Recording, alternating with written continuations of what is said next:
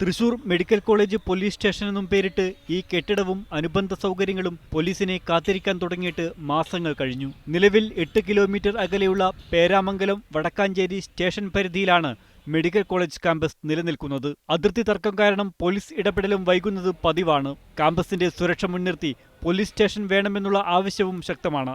300 ഏക്കറോളം അധികമുള്ള ഒരു ക്യാമ്പസാണ്. അതിന് ശരിക്കുമുള്ള ഒരു മതിലോ മറ്റു കാര്യങ്ങളോ ഇല്ല. അപ്പോൾ തീർച്ചയായിട്ടും രാത്രി കാലങ്ങളിൽ പലവിധ അനാശാസ്യ നടപടികളും ഉണ്ടാകാനുള്ള സാധ്യത ഉള്ളതുകൊണ്ട് വളരെ കാലമായിട്ട് നമ്മളിങ്ങനെ ഒരു പോലീസ് സ്റ്റേഷൻ്റെ ആവശ്യത്തെപ്പറ്റി ഗവൺമെൻറ്റിന് അറിയിപ്പ് കൊടുത്തിട്ടുണ്ട്.